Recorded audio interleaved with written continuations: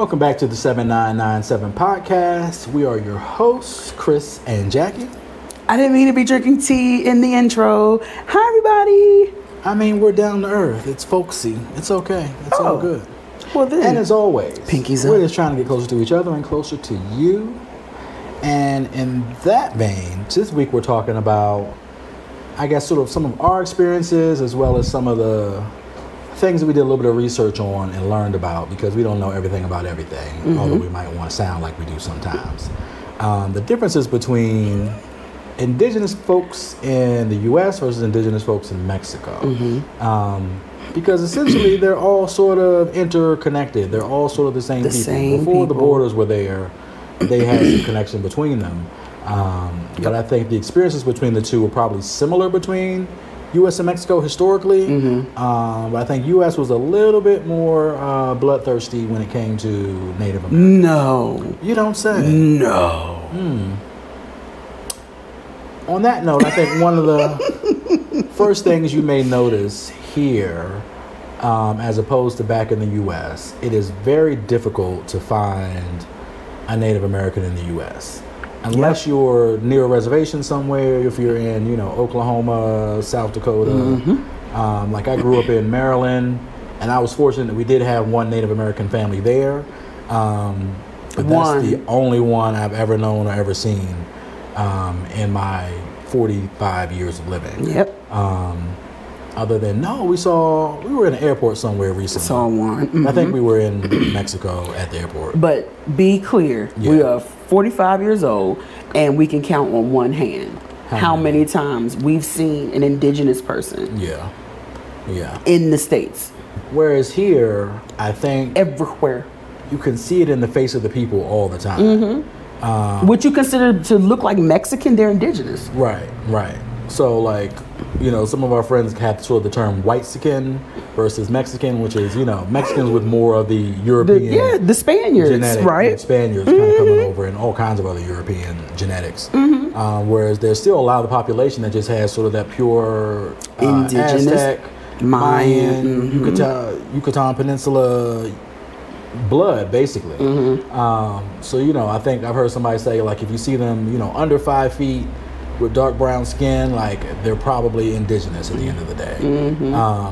And it kind of trickles over, I think, into a lot of the festivals we have here. We're in San Miguel, in a tourist city. So there's sort of always something going on. There's always a festival. And Catholic Church is really big here, so there's things that are tied in with the Catholic Church. But there's always an indigenous aspect to it. You don't get them split apart. They're always connected to each other.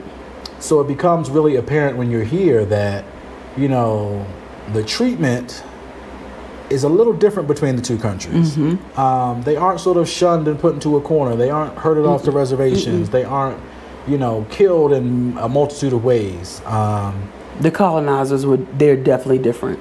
And you can say that even if you look at it from a black and white perspective, the colonizers in America was totally different. Africans received different treatment versus in the Caribbean. You know what I mean? And then you can go island to island. There was just different treatments, But yeah, they definitely they're here. And they are not hidden, and I love it. And that's something that I noticed and realized. It took me a while because we came over, Americans, and we get this American attitude, the Mexicans are Mexicans, the Mexicans or whatever.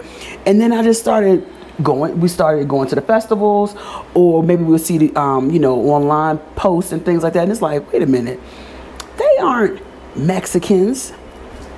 Those are the indigenous people. They're Americans. They belong here. These are the first people. And I'm like, oh my, once I saw that, not just because they're beautiful, and they are, not just because of the headdresses and the adornments, and the jaguar heads, they're beautiful, yes, but understanding that they belong here. It really hit me in my heart. It hit me.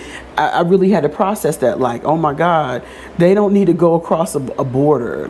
This is their home. You know what I mean? It really, it touched me in such a way. Right. And when I saw sort of the feathered headdresses and the the way they dressed and the clothing, and like when I saw it, it threw me off at first because I kind of had. I think I didn't expect for native indigenous people in Mexico to look so similar to those back in, in Native America, in North America. I'm sorry, the United States. The U.S., right? Because it's still North America, it's right? Still North America, right. Even the face painting, right. There's a lot of things that are very similar between the two. Drums, and it threw me off, and I'm like, wait a minute, they are related. They're a lot closer related than I really thought about. Yep. Because we think about them as Mexicans. You just they Mexican. And also think about sort of Aztecs and Mayans and Olmecs, and think about those cultures being remarkably different from, you know, Cherokee tribes and all these others. And like, there's a lot more similarity than there probably is difference between the two.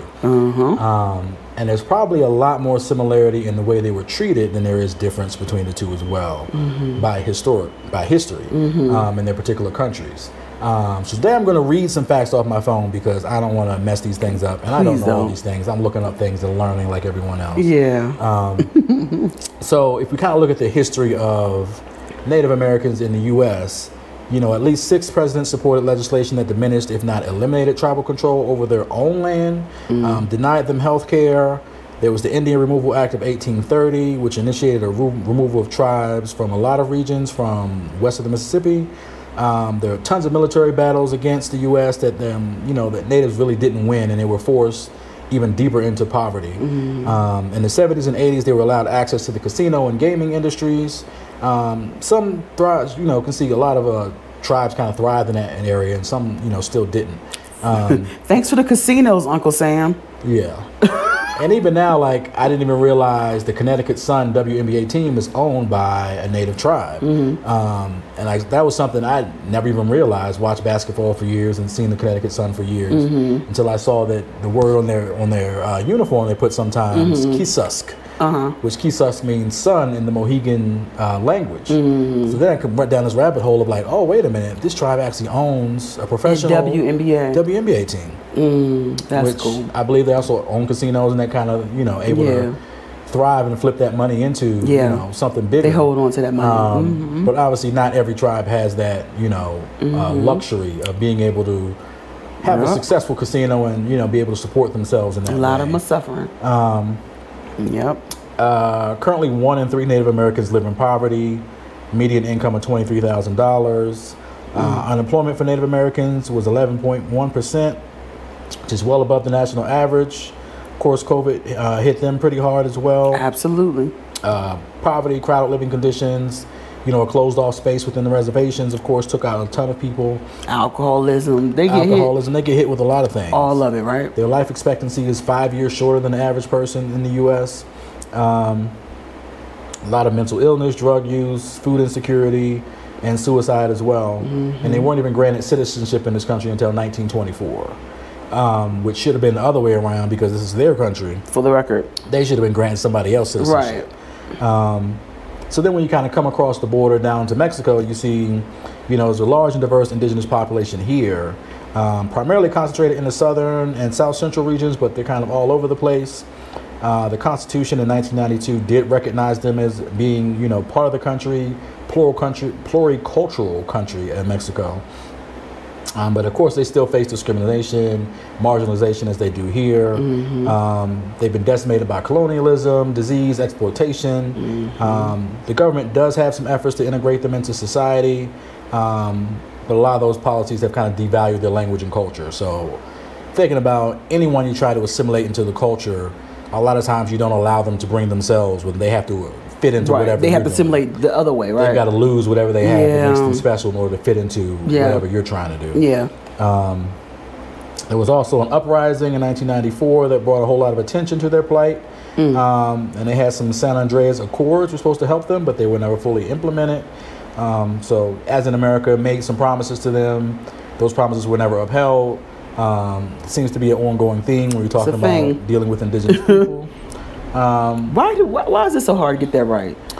Why is it so hard to get that right? Go ahead, because I'm about to get on a soapbox. They definitely face challenges related to land rights, violence, discrimination. There are a lot of activists that are advocating for their rights, but they also get targeted. They also get killed.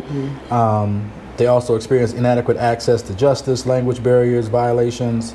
And that's a big thing here is their language they hold on to here. So you'll hear Nahuatl languages, you'll hear some of the Mayan languages as well. So like if you go into really remote areas, you'll still hear still speaking their native language. Especially going toward like Yucatan. Towards Yucatan for sure. And also the election of AMLO in 2018. He brought some hope for positive change. He promised bilingual schools, greater recognition of rights. However, these issues are still kind of ongoing, so there hasn't been a whole lot of change there. So between the two countries, I think there was a sort of wiping out, moving out, pushing out, killing on the side of the U.S. more so than in Mexico. There's still a whole lot of that population still left here. They're not as rare, I think, as they are in the U.S. But I think this is, something that we're learning as we're getting here. There is a huge value in the indigenous cultures. Absolutely. They're still very apparent in the everyday culture here in Mexico. And they're more apparent in the U.S. too. I think a lot of people realize how much they are apparent. When you look at things like... Because they look more Europeanized, like we don't know. Mississippi and Missouri and like a lot of words and locations. Tallahassee. Oh yeah, there's a lot of indigenous words plastered around, right? But we just don't know that they are. We don't even realize that those are indigenous things. That is correct. That's left true. over in the culture. So, I think, if anybody comes down to San Miguel and visits during the time of a celebration, one thing you cannot miss is catching one of these parades, watching the indigenous folks come through, celebrating their culture. And I enjoy the fact that they are always included in celebrations here, even in a tourist place where, a lot of facade is put up here, as any tourist place. You want to show the good, the good side of everything, the positive side of everything. And to me, it seems like they treat their indigenous people as part of that good and positive side to show the world as they come through. They are always on display, and not tokenism, but on display because this is my land. This is my city. Look, I was here for generations and generations, So it's so beautiful, y'all. Y'all gotta come and see them. Gotta come. And it's crazy how much of the Catholic culture is built on top of the indigenous culture. So like a lot of places where you see big churches here, before it used to be a pyramid, right? Like they know these sacred places are sacred, and they're using that to their advantage to help convert people from, their indigenous religions into Catholicism. Of course, this was centuries and centuries and centuries ago.